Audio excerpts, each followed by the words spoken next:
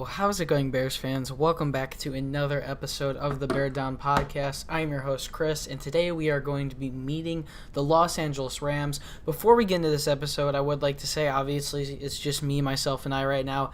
It's been a busy couple weeks for us. I'm recording this really late at night. We didn't get any New York Giants content out for you guys. Normally not something we're accustomed to, but I apologize either way. Going to do our best to keep getting stuff out throughout the season. Me, Parth, and Jaylen were all high school students. Finals coming up before Christmas break, so it's going to be a busy, hectic couple weeks with the Green Bay game and the San Francisco game coming up soon as we approach finals. But we're still going to do our best to pump out content for you guys nonetheless, so let's get right into it. So, let's talk about the Giants game a little bit because I didn't get to cover that earlier in the week. Bears lost in a heartbreaker where they had one of the greatest comebacks I've ever seen of all time.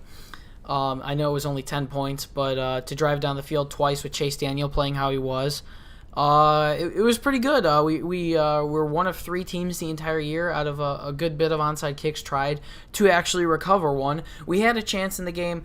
I would say Chase Daniel let us down. I would also say the coaching let us down a little bit, but that's not what we're here for today. The reason I wanted to speak about that is because the Bears are obviously now 8-4. Luckily for us, the rest of the division lost. The Vikings are 6-5-1.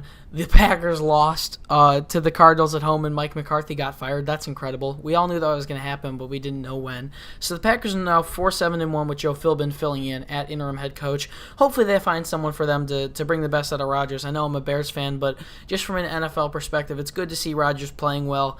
You can call me crazy. I know I'm a Bears fan, but it helps the NFL as a whole to see him playing well. But they're 4-7-1, and then the Lions lost to the Rams last week at Ford Field, and they moved to 4-8 on the season. The Bears still have a 1.5 game lead left on the Vikings with 4 games to go in the season. As far as the wild card goes, Seattle's been looking pretty good. We do have the head-to-head over them. Washington lost to the Philadelphia Eagles. Both of those teams are 6-6. If they did win out and the Bears didn't beat the Packers, if we were in a spot where we were in the wild card, I know the Redskins would have the wild card over us because they beat the Packers. But if we beat the Packers in 2 weeks, then we will be fine. And looking to win the division, we're looking pretty good. We got to take care of Green Bay and San Francisco. But if we can beat the Rams this week, it's only extra. The Rams are a 3.5-point favorite. So let's just hop right into it. And also, I would say one more thing for the wild card. Carolina Panthers lost. That just helps us even more. So let's get right into it. Overview of the opposition season. Man, it has been an incredible season for the Rams. I think they're the best team in the league. Either them or the Saints, but the Saints just lost to the Cowboys, so I wouldn't say that they're the best team in the league anymore. They had an incredible win over the Kansas City Chiefs. Their only loss this season coming at the Saints. It was a shootout of a game. The Rams were down big at half. I remember I watched that game after the Bears played. That might have been the Tampa Bay game, the Detroit game. It was a couple weeks ago when the Bears played Detroit at home. I remember turning on the Saints-Rams game after. It was a really good game. Saints were up big, and the Rams made a pretty good comeback, but the Saints ended up pulling that one out. Drew Brees was incredible. So that's their only loss on the season. They have clinched the NFC West. They are in the playoffs. They're just looking to secure the number 1 seed, and a win over the Bears would be good for them. But a Bears win over the Rams obviously would be a statement win that would solidify them with a pretty good position going into these playoffs. So that's a bit about their season. Some players, obviously, they have a ton of players to watch for. I really can't go over one on offense and one on defense. I'll talk about a little bit on each. On offense, they got Jared Goff. He's someone who, coming into the league, they didn't think he was that good under Jeff Fisher, who was the coach for them. They brought in a young guy, Sean McVay, similar to the Bears situation, hopefully how it pans out with Trubisky and Nagy, but they brought in Sean McVay. Goff is probably looking like a top 5 candidate for MVP right now, not even going to lie. He's been incredible on the season at getting his playmakers the ball. Overall, this offense is really scary. The defense is really going to have to step up for the Bears if we want a chance in this one. Number 1 offense in the league versus number 1 defense in the league per Pro Football Focus. Another player to look out for on these Rams is going to be Todd Gurley. Obviously, he's one of the best rushers in the league, if not the best, behind like Alvin Kamara and those type of guys. He's been absolutely incredible. He's up there with Ezekiel Elliott. He's up there with, as I mentioned, Alvin Kamara. If not the best in the game. He honestly could be the best in the game. He can run you over. He can get agile. He can do just about anything. He can catch out of the backfield.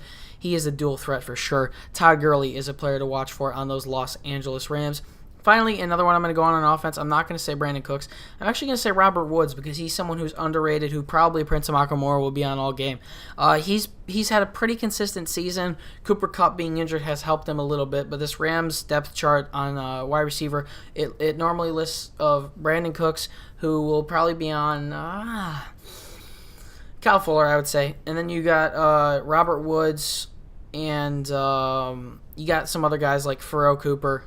But overall, they have a very good wide receiver depth chart. Obviously, they're missing Cooper Kupp. He's out for the season with, I think, an MCL sprain or something that happened to him. Not good to see a guy go out like that. But Robert Woods is someone who has slowly and silently produced throughout this season. He's been pretty good. So, shifting over to the defensive side of the ball, they are also very scary. These Rams are very, very scary. First place in the NFC. They are incredible. A player on defense that you got to watch out for is obviously Aaron Donald.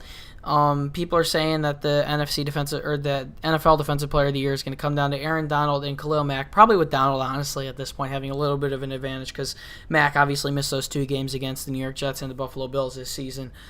He's absolutely incredible. He has the second biggest deal in NFL history, behind obviously Mack himself. Signed that this offseason a couple days before Matt got traded and signed by the Bears. He's absolutely incredible. Another player to watch out for on that defense is Ndamukong Suh. Obviously, we as Bears fans know him very well. He was in Detroit a couple of years ago. Another one, Aqib Talib. He is back from injury, actually, for these Rams. So it's going to make it a bit tougher on our receivers. They also have some pretty good cornerbacks. You look at Marcus Peters, you look at Aqib Talib. And then you look at their front seven. They got some pretty good players in the front seven. I already mentioned Sue and Aaron Donald, but they also have Dante Fowler Jr. They acquired him in the middle of the season from the Jacksonville Jaguars. He's someone who can really run you over, and he's really the DN presence that they needed. So offensive line is going to have to be really, really good to stop this defense. But let's talk a little bit before I end this episode up about what they've struggled on. I don't want to pin out one player because I don't think he's played incredibly well this season, but I'm going to pin out one player. Marcus Peters has not been too great this season. I wouldn't say he's been great. I wouldn't say he's been horrible, but he hasn't been performing to that elite standard that you normally would expect Marcus Peters to be performing at. This secondary has just been a little suspect the entire season. Obviously, with Aqib Talib back, it helps them. But even when he was playing earlier in the season, the Vikings shredded him up. And some other teams had some pretty good success. I know the Seahawks early in the season had some success after they played the Bears against this Rams secondary. So with Trubisky back, obviously I assume you would predict that there's going to be some rust. But attacking this secondary could help the Bears a little bit because it doesn't seem like if you haven't really been able to get the run game going, it doesn't seem like you're going to be able to get it going against guys like Dante Fowler, guys like Aaron Donald, guys like Ndamukong Suh coming right at you up the middle with I wouldn't say not much help, but just the skill advantage that this front seven has over the Bears' running game, I would say, is it's hard to overcome. So attacking the secondary is going to be big for this game. That's my little overview, my little scouting report on the Los Angeles Rams. If there's anything else you guys want to know about the Rams, I can answer some of your questions in the comments, so don't be afraid to leave some comments. We are back. Hopefully we can get the other co-host back on the podcast soon. That'll pretty much do it for me. You guys will be seeing this on Wednesday. You will be seeing 3 key factors on Thursday. Hopefully starting a new segment with a mailbag where you guys ask us questions soon. I want to get that up on Friday if we start that this week. And then obviously Saturday you'll get the pregame show, and you know the whole spiel. You guys have been here for a while. But that'll pretty much do it for me. You can follow my Instagram, my Bears fan page, at @DashaiBearsNews. That is in the description. You can follow the podcast on all social media platforms, including Instagram and Twitter, @BearDown. Easy as that. And if you did enjoy this episode, please make sure to subscribe to the channel, turn post notifications on. You guys always show out, like the videos, comment. We love your support, so it's incredible. And we're going to keep up the grind for you guys. Obviously, we missed an entire week. It's tough sometimes, but we're going to do our best to stay consistent and keep it up for you guys. That'll pretty much do it for me, guys. My name is Chris. Once again, I am the host of the Bear Down Podcast. And, I hope you guys enjoyed, and I will see you in the next episode. Bear Down Chicago. Peace.